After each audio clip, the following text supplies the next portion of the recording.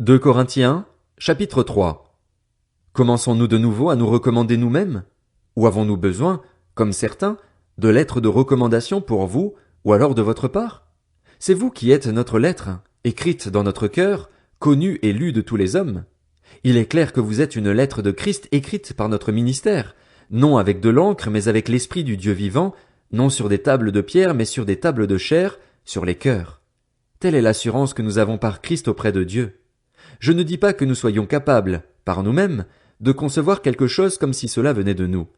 Notre capacité, au contraire, vient de Dieu.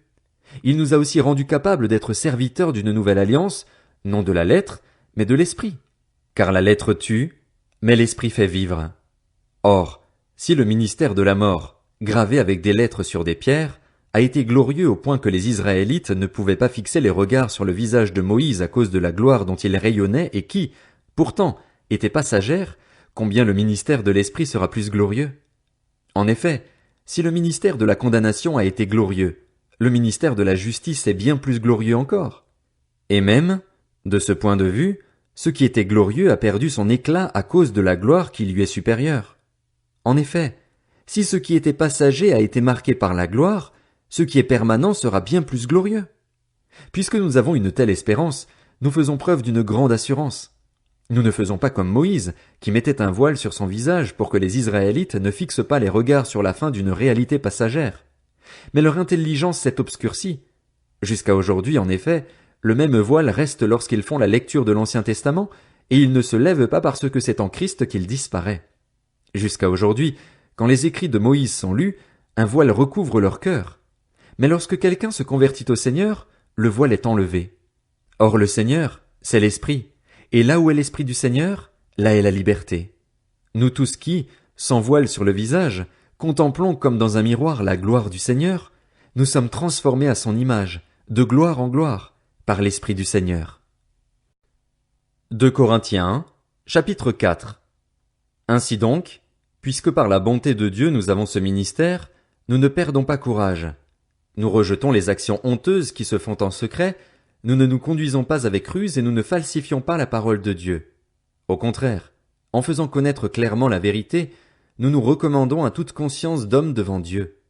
Si notre évangile est encore voilé, il l'est pour ceux qui périssent, pour les incrédules dont le Dieu de ce monde a aveuglé l'intelligence afin qu'ils ne voient pas briller l'éclat que projette l'évangile de la gloire de Christ, qui est l'image de Dieu.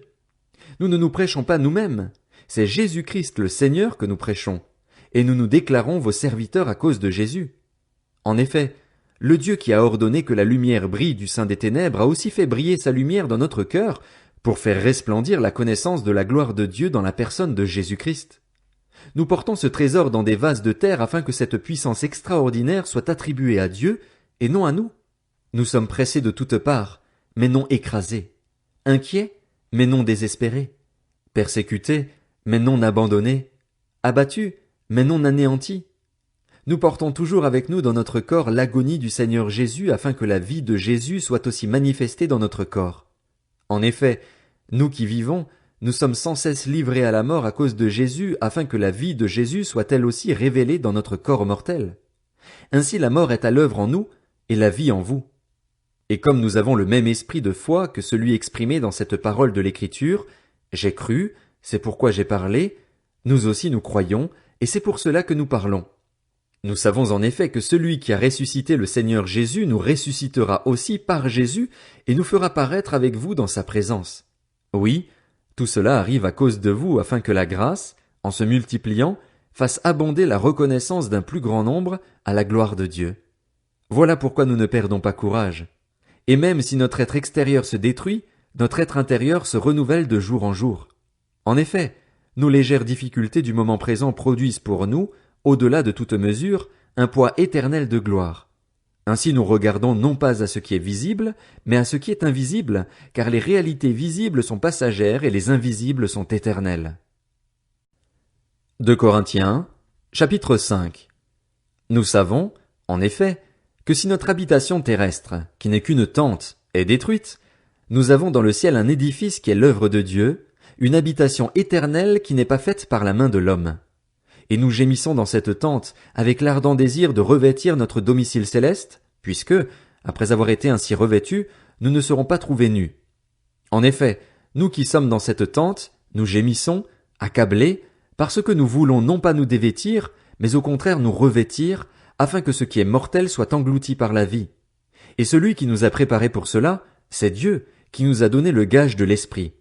Nous sommes donc toujours pleins de confiance et nous savons que, tant que nous habitons dans ce corps, nous sommes loin de notre patrie, loin du Seigneur, car nous marchons par la foi et non par la vue. Oui, nous sommes pleins de confiance et nous aimerions mieux quitter ce corps pour aller vivre auprès du Seigneur. C'est aussi pour cela que nous nous efforçons de lui être agréables, soit que nous vivions dans ce corps, soit que nous le quittions. En effet, il nous faudra tous comparaître devant le tribunal de Christ afin que chacun reçoive le salaire de ce qu'il aura fait, bien ou mal, alors qu'il était dans son corps. Ainsi donc, puisque nous savons ce qu'est la crainte du Seigneur, nous cherchons à convaincre les hommes. Quant à Dieu, il nous connaît, et j'espère que dans votre conscience vous nous connaissez aussi. Nous n'allons pas de nouveau nous recommander nous-mêmes auprès de vous, mais nous voulons vous donner l'occasion de vous montrer fiers à notre sujet, afin que vous puissiez répondre à ceux qui mettent leur fierté dans les apparences et non dans ce qui relève du cœur. En effet, si nous avons fait preuve de folie, c'était pour Dieu. Si nous sommes raisonnables, c'est pour vous. C'est que l'amour de Christ nous presse, parce que nous sommes convaincus que si un seul est mort pour tous, tous donc sont morts. Et s'il est mort pour tous, c'était afin que ceux qui vivent ne vivent plus pour eux-mêmes, mais pour celui qui est mort et ressuscité pour eux. Ainsi, désormais, nous ne percevons plus personne de manière humaine.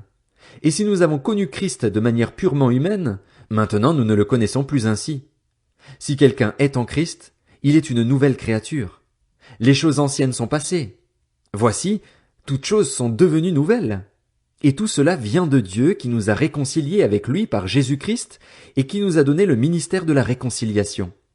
En effet, Dieu était en Christ. Il réconciliait le monde avec lui-même en ne chargeant pas les hommes de leurs fautes, et il a mis en nous la parole de la réconciliation. Nous sommes donc des ambassadeurs pour Christ, comme si Dieu adressait par nous son appel. Nous supplions au nom de Christ, soyez réconciliés avec Dieu. En effet, celui qui n'a pas connu le péché, il l'a fait devenir péché pour nous afin qu'en lui nous devenions justice de Dieu.